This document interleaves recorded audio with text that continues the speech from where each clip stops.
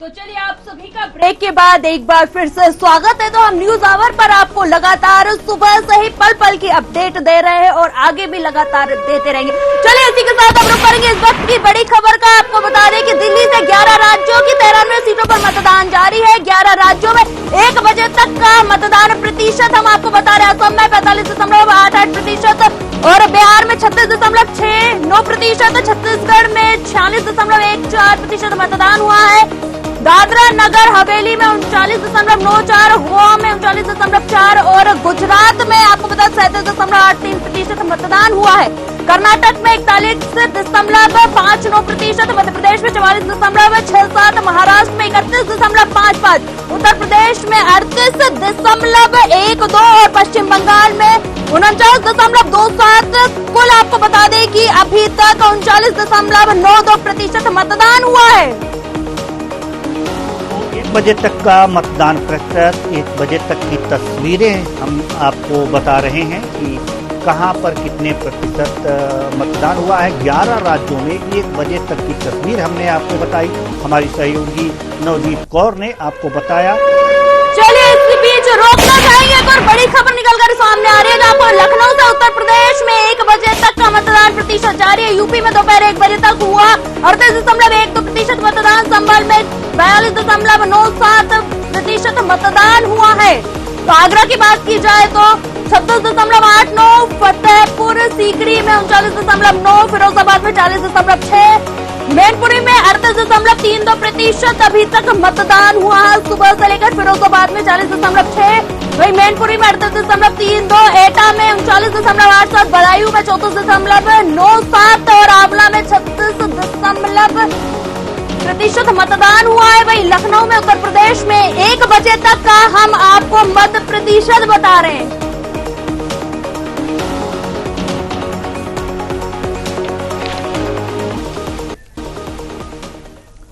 तो आपको बताएं कि लगातार हम चुनाव से जुड़ी खबरें, ताजा अपडेट आप तक पहुंचा रहे हैं। सुबह 7 बजे से तीसरे चरण का मतदान शुरू हो चुका है और लगातार खबरें हम लगातार आप तक पहुंचा रहे हैं मतदान से जुड़ी हुई।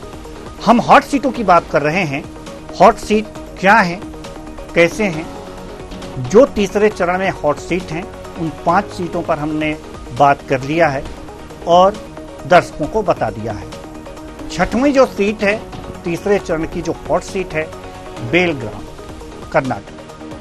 भाजपा ने बेलगाम सीट से कर्नाटक के मुख्यमंत्री रहे जगदीश शेट्टार को उम्मीदवार बनाया है।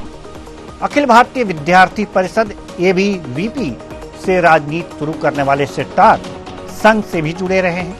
हालांकि पिछले साल हुए विधानसभा चुनाव में टिकट न दिए जाने पर नाराज होकर कांग्रेस में चले गए और चुनाव लड़ा, लेकिन हारने के बाद दोबारा भाजपा में आ गए। इस सीट पर 2004 से ही भाजपा का कब्जा है। अंगदी सुरेश चन्नबसप्पा 2020 में अपनी मृत्यु तक इसी सीट से सांसद रहे। इसके बाद हुए उपचुनाव में उनकी पत्नी मंगला सुरेश यहां से जीती। कांग्रेस ने इस सीट पर मृणाल हेब्बलकर को उतारा है। वे राज्य की महिला एवं बाल विकास मंत्री लक्ष्मी हेब्बलकर के बेटे हैं और पिछले 7-8 साल से पार्टी में सक्रिय हैं। लक्ष्मी बेलगाम ग्रामीण सीट से विधायक। तो जगदीश शेट्टार और मृणाल हेब्बलकर के बीच मुकाबला है और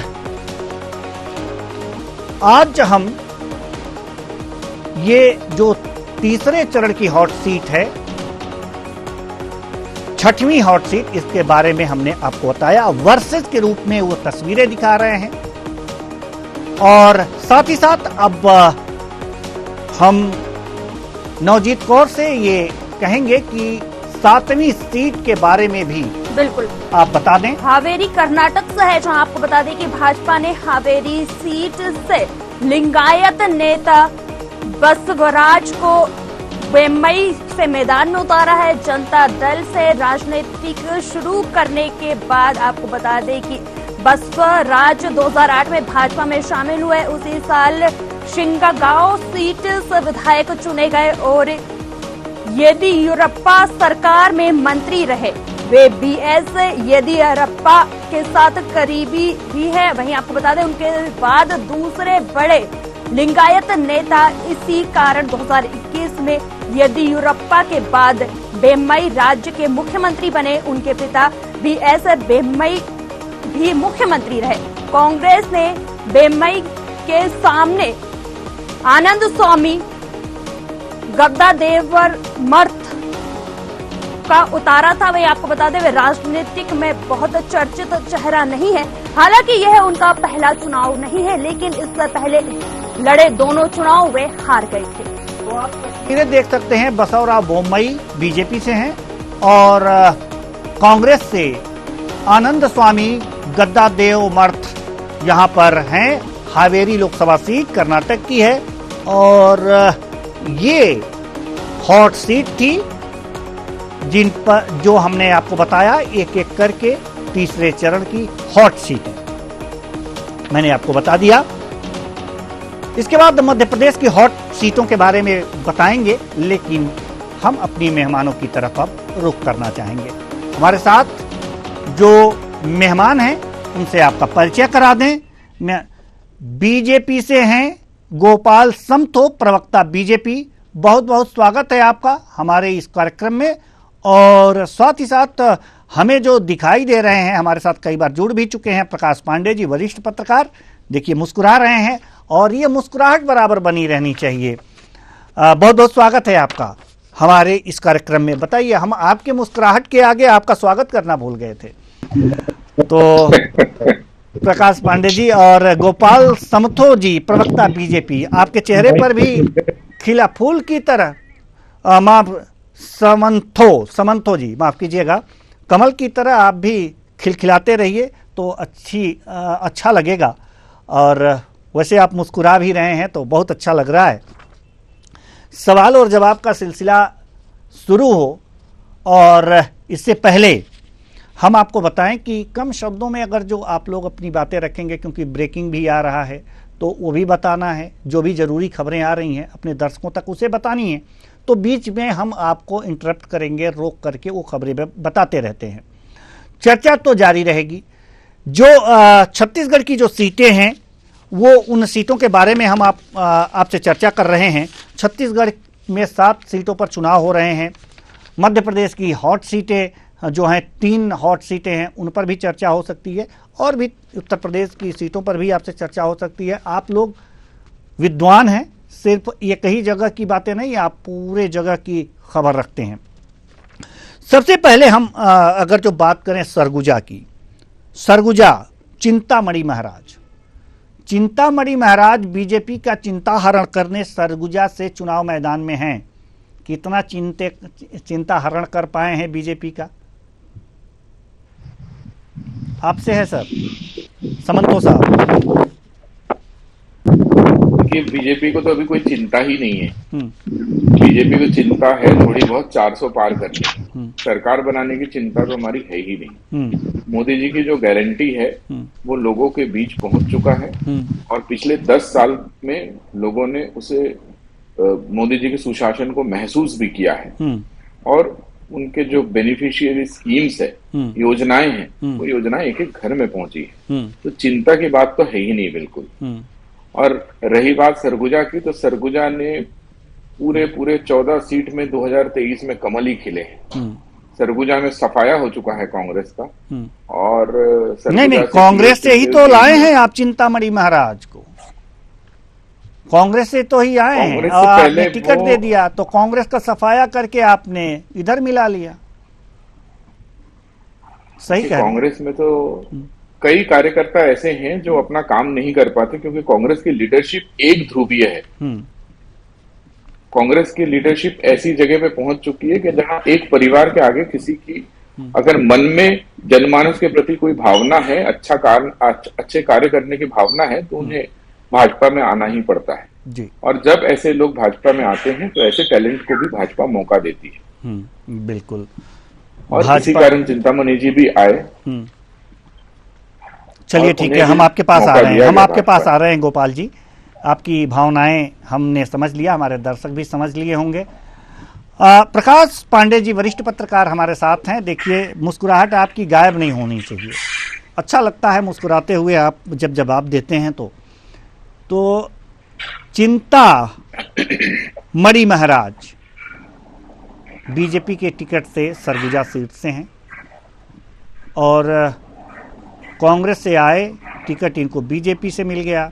बीजेपी को अंदर खाने कुछ खुदबुदाहट तो होगी कि चिंतामणि महाराज जी नहीं आए होते तो मेरा नंबर लग जाता। ऐसे में ऐसी कुछ इस सीट पर कुछ चीजें दिखाई दी होंगी चुनाव के दौरान, नुकसान उठाना पड़ सकता है क्या? देखिए देवन जी, ये छोटी मोटी चीजें होती रहती हैं। असंतोष जो होता है वो महत्वाकांक्षा का पूरक होता है। जहां महत्वाकांक्षा रहती है वहां आदमी को असंतोष ही रहता है, क्योंकि अगर संतोष हो गया तो महत्वाकांक्षा कभी नहीं रहेगी। तो बीजेपी ने जो एक गेम खेला है, चिंतामणि महाराज को लाया, तो अपने सर पे तो मणि उन्होंने सजा दिया, लेकिन चिंतामणि की चिंता वो कांग्रेस को छोड़ दिए। दिक्कत क्या है कि कांग्रेस में जो असंतोष है संगठन को लेके, जिस प्रकार से राधिका खेड़ा ने भी बम फोड़ा 2 दिन पहले, तो ऐसे बहुत से गुटों में कांग्रेस न सिर्फ छत्तीसगढ़ बहुत से राज्यों में बटी हुई है, और उसका एडवांटेज सीधे तौर पे बीजेपी को बिना कुछ किए ही मिल जाता है। अब उसमें प्रत्याशी मायने रख ही नहीं रहा है इस समय। बीजेपी में जो मैं जनता के बीच रहता हूं, प्रत्याशी ज्यादा मायने नहीं रख रहा है, क्योंकि वहां मोदी की गारंटी हर सीट पे चल रही है। मेन बात क्या है, कांग्रेस जो सेल्फ गोल कर रही है, जैसे सैम पित्रोदा ने बयान दे दिया विरासत टैक्स पे कि भाई आपकी प्रॉपर्टी इस टाइप से चीजें हो सकती हैं कि आदि सरकार को चली जाएगी। उसके बाद जो डिफोक फेक वीडियो अमित शाह का आ गया, उसमें तमाम लोग विपक्षी दलों के सम्मिलित दिखे। उसके बाद जो अभी राधिका खेड़ा ने जो बयान दे दिया, बहुत मतलब उन्होंने तो मुझे लगता है कि निचले स्तर से लेके कांग्रेस के हाई कमान तक जो आरोप लगाया है, जो सभी को गटगरे में खड़ा कर दिया, तो वो एक बहुत चिंता का विषय है। और जिस प्रकार से न्याय योजना, महिलाओं के न्याय की वो बात करते दिख रहे थे, उनके इस बात से कहीं ना कहीं महिलाओं के प्रति जो कांग्रेस की जो एक आइडियोलॉजी है वो उनको क्वेश्चन मार्क लगा दी। और क्वेश्चन मार्क लगाते लगाते परसों इस्तीफा दी, कल प्रेस कॉन्फ्रेंस ली और आज बीजेपी में शामिल भी हो गई। तो बीजेपी को हर जगह से एडवांटेज बैठे बैठाए मिल जा रहा है देवन जी। तो अभी मुझे लगता है कि सीटों में जीत के लिए नहीं, लीड के लिए बात हो रही है। सीट के लिए नहीं, लीड के लिए बात हो रही है। अच्छी बात है। अब थोड़ा सा अभी हमारी सहयोगी नवजीत कौर ने आपको परसेंटेज के बारे में बताया है कि 1 बजे तक कितने प्रतिशत मतदान हुए हैं कहाँ पर, तो इस पे भी थोड़ी सी हम लोग चर्चा कर लेते हैं कि पश्चिम बंगाल शुरू से ही हम देख रहे हैं, जैसे प्रतिशत आने शुरू हुए हैं तब से पश्चिम बंगाल नंबर 1 पे जा रहा है, और मध्य प्रदेश तो पीछे छूट गया। गोवा जो है दूसरे नंबर पर है। 1 बजे तक की तस्वीर हम आपको बता रहे हैं। असम नहीं, छत्तीसगढ़ की बात करें तो तीसरे नंबर पर है। तो कुल मिलाकर के अगर जो देखें तो ये तीसरे नंबर पर छत्तीसगढ़ रह रहा है। तो पश्चिम बंगाल में इतने सबसे ज्यादा मतदान 1 बजे तक हुआ है, कारण क्या बता सकते हैं आप? जी पांडे जी आपसे। देखिए, सबसे बड़ी बात है कि हर जगह पे जो ये मतदानों में जो उलटफेर है या जो अंतर है, ये वहां की सामयिक परिस्थितियों पर निर्भर कर रहा है। देखिए, पंजाब की माफ कीजिए, बंगाल की बात करें, बंगाल में जो मतदाता है, बंगाल में बीजेपी और कांग्रेस वो सत्ता में नहीं है, उस वहां पे तृणमूल सत्ता में है। अभी दीदी का जो पैतरा होता है, दीदी के जो फॉलोअर्स है ममता बनर्जी के, वहां उस हिसाब से जो वोटर्स हैं वो बाहर निकल के, और बंगाल में जो मतदाता है, शहरी हो या रूरल सेक्टर में हो, ग्रामीण सेक्टर में हो, करता है। तो सबसे ज्यादा फर्क पड़ता है कि किस प्रकार से, क्योंकि जो वोट है वो आपके दलगत वोट बटे हुए हैं, साथ ही साथ जो नए वोटर्स आ रहे हैं जो सोशल मीडिया से प्रभावित हो रहे हैं, तो मुझे लगता है कि जिस प्रकार से अभी आंकड़े आए हैं तमाम राज्यों के, जैसे अभी शाम होते होते वो आंकड़े बहुत बढ़ेंगे। छत्तीसगढ़ की बात करें तो रायपुर में मैं खुद मतदान जब सवेरे देने गया तो मैंने देखा कि मौसम बहुत सुहाना था। मौसम में हल्की सी ठंडक हो गई थी, बादल लगे थे। तो आपको रोकना चाहेंगे, एक बड़ी खबर आ रही है इस वक्त। आपको बता दें छत्तीसगढ़ में बीजेपी में शामिल होने के बाद बोली राधिका खेड़ा, मैं परसों तक कांग्रेस में रही और न्याय मांगती रही। जो अपनी पार्टी की बेटी को न्याय नहीं दे सकते वो क्या देंगे अन्य महिलाओं को, ऐसा उन्होंने कहा है। वहीं आपको बता दें कि जनता सब देख रही है, वे उन्हें क्या न्याय दे पाएंगे, ऐसा राधिका खेड़ा ने कहा है। बड़ी खबर बता रहे छत्तीसगढ़ से। जो क्या कुछ कहा है आइए सुनते हैं। वो देश क्या चलाएंगे। ये मैं परसों तक कांग्रेस पार्टी में थी, न्याय मांगती रही, पर जो अपनी पार्टी की बेटी को न्याय नहीं दे पाए, 22 साल जिसने अपने जीवन के पार्टी को दे दिया, उसे न्याय नहीं दे पाए, तो जनता भी देख रही है कि वो उनके लिए क्या न्याय देंगे, वो सब पता चल रहा है। जो अपने घर में न्याय नहीं कर पाए वो देश क्या चलाएंगे, ये देश की जनता आज देख रही है। और मैं आपके माध्यम से देश की जनता को कहना चाहूंगी कि देखिए, जो अपना घर नहीं संभाल पा रहे, अपने घर में अपनी बेटी को इज्जत नहीं दे पा रहे, वो जो 5 न्याय में से एक महिला न्याय की बात करते हैं वो पूरा नहीं कर पा रहे, तो वो किसी के साथ भी न्याय नहीं कर पाएंगे और वो देश चलाने के लिए बहुत ही चिंतन का विषय हो जाएगा और देश बहुत गलत हाथों में चला जाएगा। तो ऐसी गलती कृपया ना करें। मैं परसों तक कांग्रेस पार्टी। तो ये थी राधिका खेड़ा जो कांग्रेस छोड़कर बीजेपी ज्वाइन कर चुकी हैं और बीजेपी ज्वाइन करने के बाद उन्होंने कहा कि जो अपने पार्टी की बेटी को न्याय नहीं दिला सके वो दूसरे महिलाओं को क्या न्याय दिलाएंगे। 20 साल से वो पार्टी की सेवा की हैं लेकिन फिर भी उनकी कोई सुनने वाला नहीं था, इसलिए उन्होंने बीजेपी ज्वाइन कर लिया। तो चलिए हमारे साथ अब मेहमानों की तरफ लौटेंगे। तो हमारे साथ जो एक और मेहमान जुड़ चुके हैं, कमलजीत सिंह, प्रवक्ता कांग्रेस। बहुत बहुत स्वागत है आपका हमारे इस कार्यक्रम में। जी कमलजीत जी, आपकी जो टोपी है उसी पर चुनाव निशान है। बहुत अच्छी बात है कि पार्टी को आप सर पे उठा के घूम रहे हैं और हर कार्यकर्ता को ऐसा करना चाहिए। सवाल, अभी राधिका खेड़ा जी की बात हो रही थी, अभी उनकी ही बात चल रही थी। पार्टी की बेटी को न्याय नहीं दे पाई कांग्रेस, ऐसा कह रही हैं, और परसों तक वो पार्टी में रहीं, अब बीजेपी ज्वाइन कर रही हैं। ये क्या कह रही हैं? ये जो कह रही है ना, ये विगत 1 हफ्ते से, पिछले सप्ताह से ये भाजपा की कठपुतली बनकर काम कर रही है। और जो खेड़ा जी बोल रहे हैं कि वो इसको न्याय नहीं मिला, माननीय भूपेश बघेल जी ने कहा कि जांच करवा लेते हैं और जो दोषियों को उसके खिलाफ कार्रवाई करेंगे। तो 3-4 दिन जांच चल रही थी, सब लोगों के बयान, बातचीत हो चुकी थी, बयान लिया जा रहा था। इस बीच कभी उसने कहा कि मुझको दारू पिलाने के लिए बोल दिया गया, कभी उसने कहा कि मुझको ये कह दिया गया, मुझको रात को दरवाजे खड़का दिया गया। मैं सुशील आनंद शुक्ला जी को व्यक्तिगत रूप से, मैं कोई कांग्रेस के से नहीं बोल रहा हूँ, मैं उनको व्यक्तिगत रूप से जानता हूँ। वो बहुत साफ छवि, अरे जिनकी लड़की परिवारिक संस्कार देखिए, उनकी लड़की IAS है, वो है ना। तो इतनी बड़ी उसकी पारिवारिक पृष्ठभूमि है और उनके खिलाफ ये महिला तरह तरह के आरोप, वो सब राजनीतिक स्टंट है। अब आप देखिए, उधर घटना घटती है, उधर बीजेपी उसमें कूद गई। जैसा जैसा उनको स्क्रिप्ट देती गई वैसा वैसा वो बीजेपी में जाना।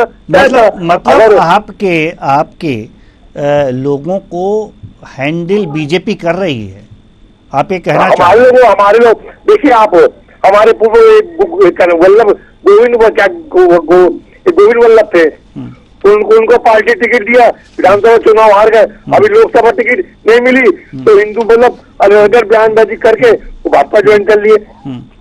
तो क्या हमारा नहीं है? जिनका स्वार्थ पूर्ति नहीं होता है वो लोग अनर्गल बयानबाजी करके और तरह तरह के प्रोपेगेंडा करके ठीक है, समंतो जी नाम करने की कोशिश करते हैं। ठीक है, समंतो जी आपकी पार्टी जो है कांग्रेस के कुछ लोगों को हैंडल कर रही है?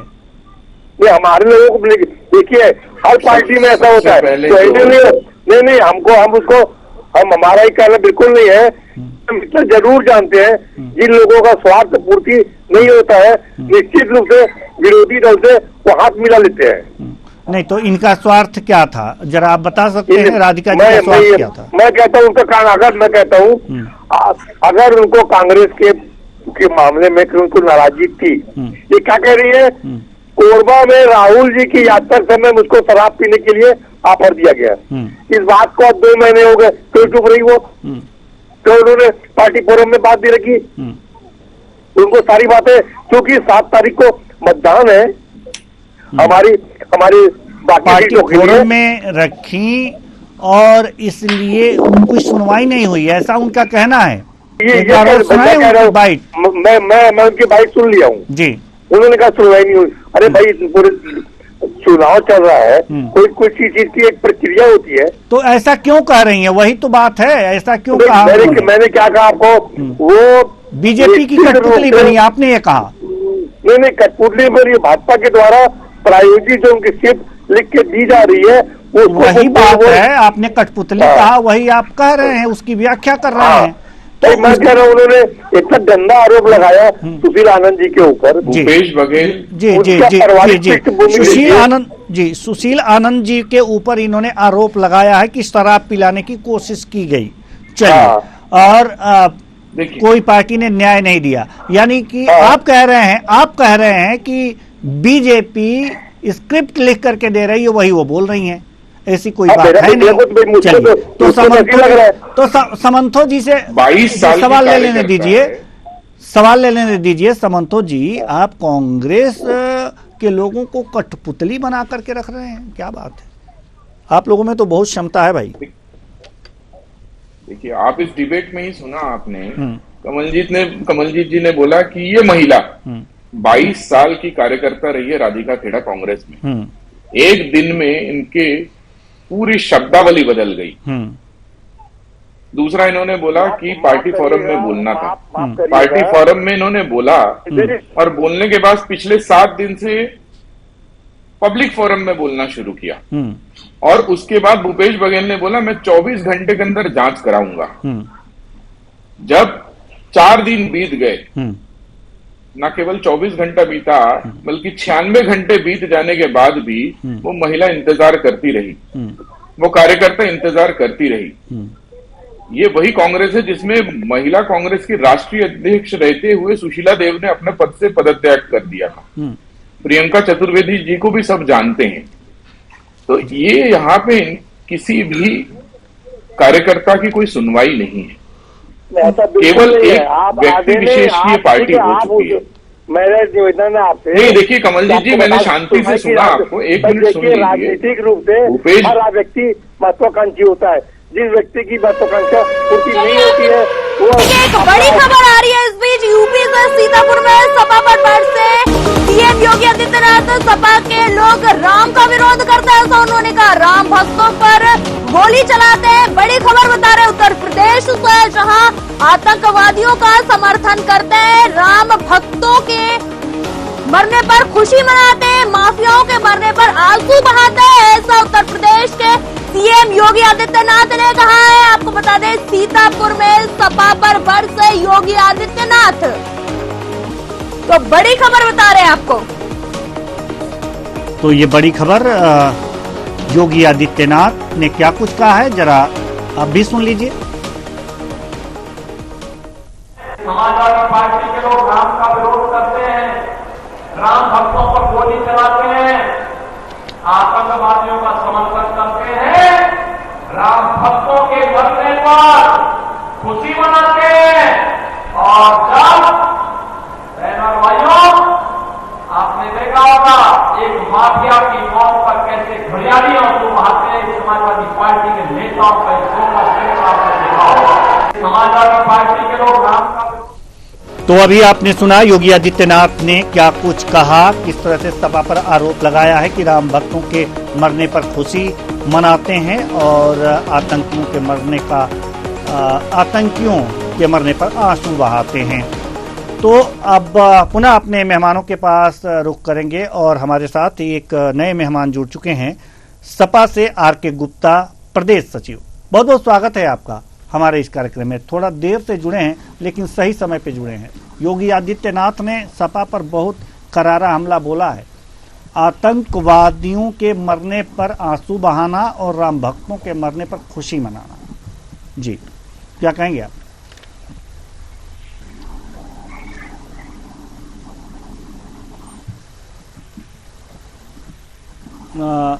जी आर.के. गुप्ता जी, आपकी आवाज हम तक नहीं पहुंच पा रही है, कुछ तकनीकी खामी है, तो हम आपके पास आएंगे इसे दुरुस्त करके। आप दुरुस्त कर लें, सवाल यही होगा, जवाब भी तैयार रखिएगा। हमको लग रहा है कि आपके पास जवाब भी तैयार है। गोपाल समंथो जी, आप कोई बात कह रहे थे और कहते कहते रुक गए क्योंकि बड़ी खबर आ गई थी, योगी आदित्यनाथ का बयान आ गया था, तो आप उसे जारी रखिए। बहुत अच्छी बातें कह रहे थे। मैं कह रहा था कि भूपेश बघेल ने बोला था कि 24 घंटे में मैं राधिका खेड़ा वाले मामले की जांच कराऊंगा। कहाँ है भूपेश बघेल? क्यों सामने नहीं आए पिछले 96 घंटे से? 4 दिन बीत चुके हैं, उस बयान के बाद उनका कोई बयान नहीं आया। एक महिला कार्यकर्ता जो हर बड़े कार्यकर्ता, बड़े नेता के पास गई, अपनी दुख, अपनी व्यथा को जाहिर की, पब्लिक फोरम पे आने को मजबूर हुई, उस कार्यकर्ता को भी कांग्रेस न्याय नहीं देती है और अपने घोषणा पत्र में 5वां गारंटी या 5वां न्याय, महिलाओं के प्रति न्याय की बात करती है। कहां है कांग्रेस? प्रियंका गांधी छत्तीसगढ़ आई, क्यों राधिका खेड़ा जी से नहीं मिलके गई? प्रियंका गांधी के सारे कथनों में जो बात थी कि महिलाओं की अधिकार, महिलाओं की बात, और अपने पार्टी में वो अपने महिला कार्यकर्ता साथियों को अधिकार नहीं दिला पा रही है। क्यों भूपेश बघेल खामोश है? भूपेश बघेल वही व्यक्ति है जो दिन में 4 बार बयान देते थे जब मुख्यमंत्री थे।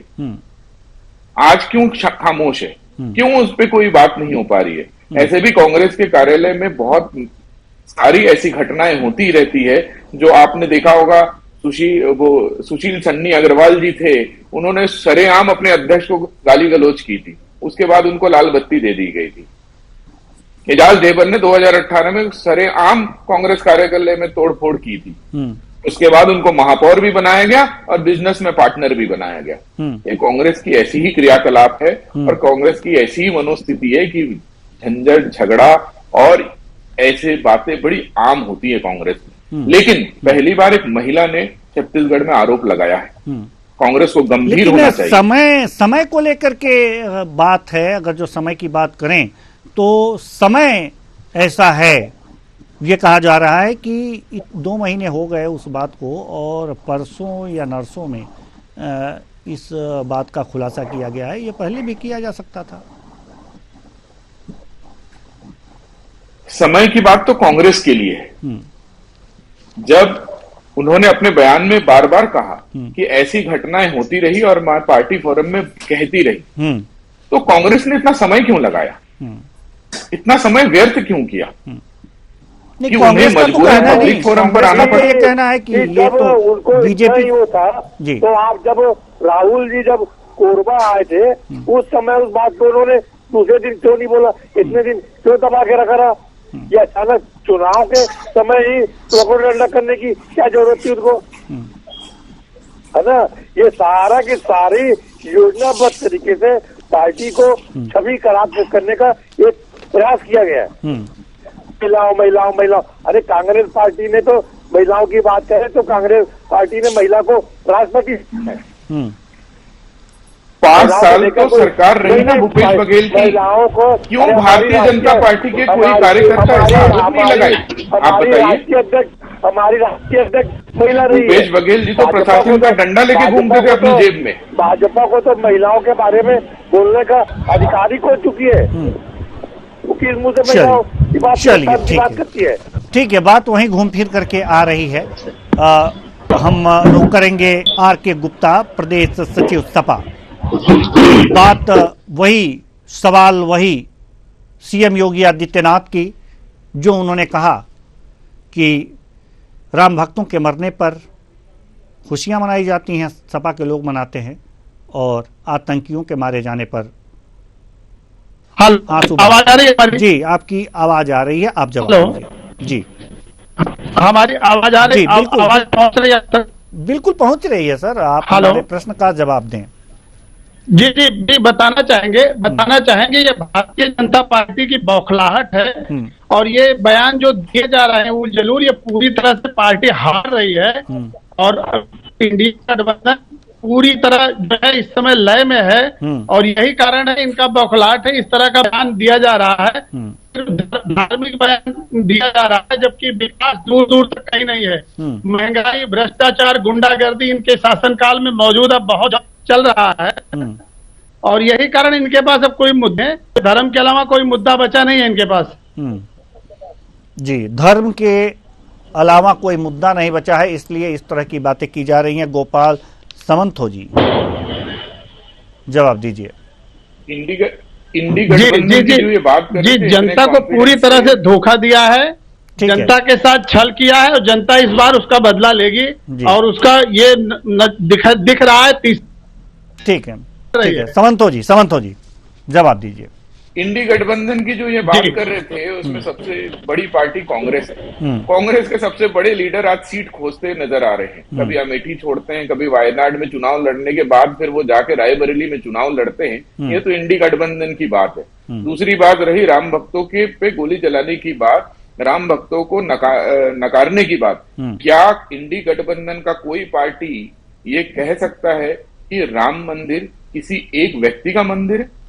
कोई आज क्यों राम मंदिर नहीं गया इनके तरफ से? हिंदू कुल में, सनातन धर्म में जन्म लेने के बाद भी इन्होंने राम मंदिर से दूरी क्यों बना रखी है? क्या राम मंदिर राजनीतिक जगह है? क्या राम मंदिर राजनीतिक स्थल है? क्यों दूरी बनाकर रखी हुई है? मुख्तार अंसारी की मौत होती है हार्ट अटैक से, तब समाजवादी पार्टी के लोग उस पर भी क्वेश्चन मार्क करते हैं, उस पर भी प्रश्न चिन्ह लगाते हैं। क्या मुख्तार अंसारी नीतिगत तरीके से उनका केस नहीं हुआ, और केस में क्या वो आरोपी नहीं बने? भारतीय कानून संहिता के तहत वो आरोपी माने गए, और ऐसे आरोपी के हृदयघात से मृत्यु पर भी समाजवादी पार्टी प्रश्न चिन्ह लगाती है।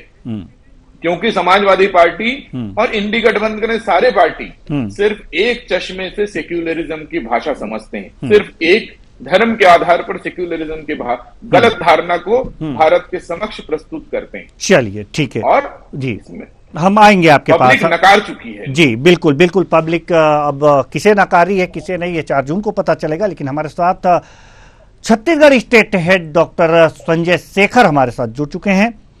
बहुत बहुत स्वागत है आपका हमारे इस कार्यक्रम में। छत्तीसगढ़ की बात, सरगुजा की, जी सरगुजा की हम बात कर रहे थे अभी।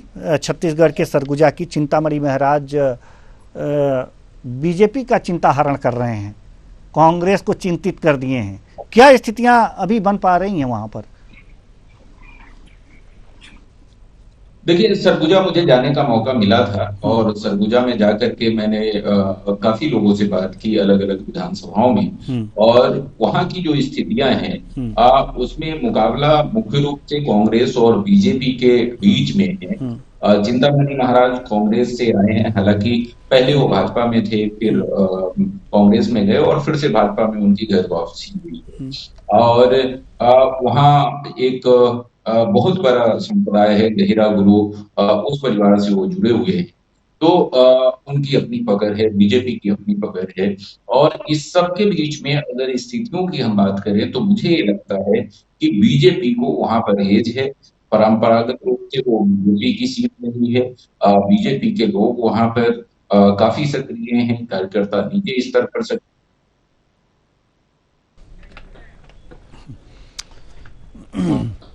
चलिए अब हम रुख करेंगे रायपुर सीट की। जहां तक बात अगर जो हम करें, रायपुर सीट से बृजमोहन अग्रवाल चुनाव मैदान में है, और इनके अपोजिट अगर जो कहा जाए कि विकास उपाध्याय है। बृजमोहन अग्रवाल एक बड़े नेता हैं, और कांग्रेस से कहा जाए विकास उपाध्याय। तो कमलजीत जी, हम आपसे जानना चाहते हैं कि विकास उपाध्याय को कितना सक्सेस मानते हैं आप? बृजमोहन अग्रवाल के सामने कितनी टक्कर दे पा रहे हैं?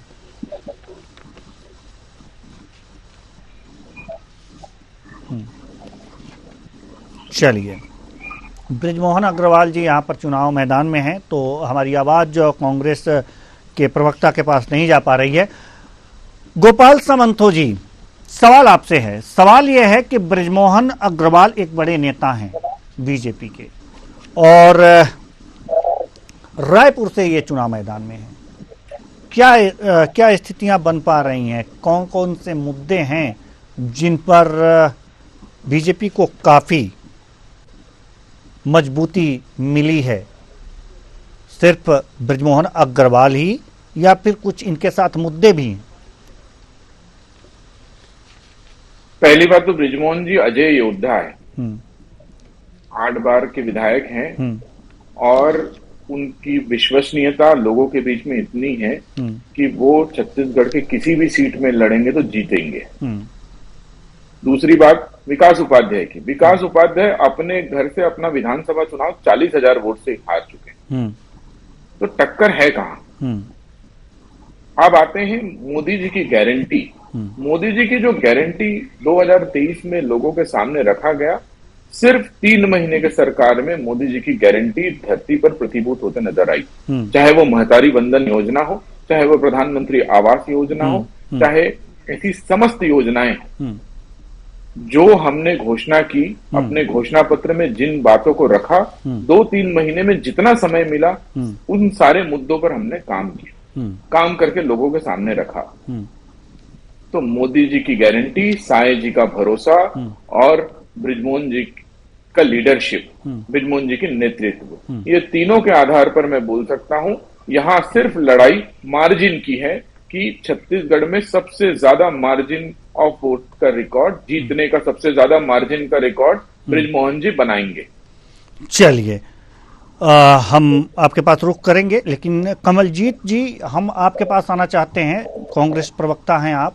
कमलजीत जी, एक सवाल का जवाब दीजिए, कितना टिक पाएंगे बृजमोहन अग्रवाल के सामने विकास उपाध्याय जी, और किन मुद्दों को आप मजबूत मानते हैं उनके सामने? देखिए, ये अभी प्रधानमंत्री जी की गारंटी और साय जी की गारंटी, ये प्रधानमंत्री जी की गारंटी की क्या भरोसा है?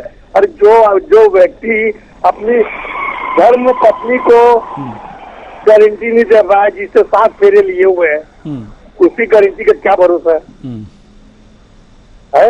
और ये बोलते हैं कि महतारी वंदना योजना के लिए, महतारी वंदना योजना में इन्होंने क्या कहा था? व्यक्तिगत आक्षेप कर रहे हैं आप प्रधानमंत्री? व्यक्तिगत आक्षेप नहीं कर रहा हूं। राजनीति में जब आपको कोई रास्ता नहीं मिलता है तो व्यक्तिगत आक्षेप पे पहुंच जाती है कांग्रेस। और इनकी वर्तमान परिस्थिति को समझ आता है। मैं आपकी मुश्किल, अगर मेरी बात में खेत पहुंची हो तो मैं क्षमा चाहता हूँ। मेरा आशा ये नहीं था, मैंने एक उदाहरण दिया। अभी इन्होंने कहा कि महतारी वंदना योजना जी के 4 सचिव जेल के अंदर हैं। नहीं, मैं क्या कह रहा हूँ आपसे, मैं क्षमा चाहता हूँ। बात करेंगे ना 4 सचिव।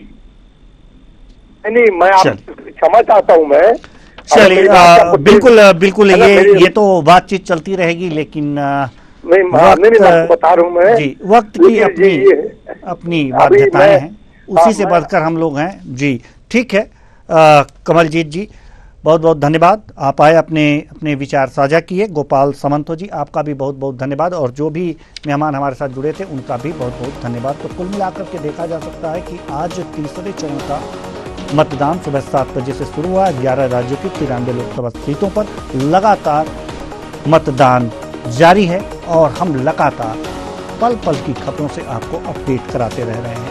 ये शाम 6 बजे तक लगातार जारी रहेगा, लेकिन इस वक्त हो चला है एक छोटे से ब्रेक का। हमें हमारी सहयोगी नवजीत कौर के साथ थोड़ा सा दीजिए विराम, जल्दी लौटेंगे।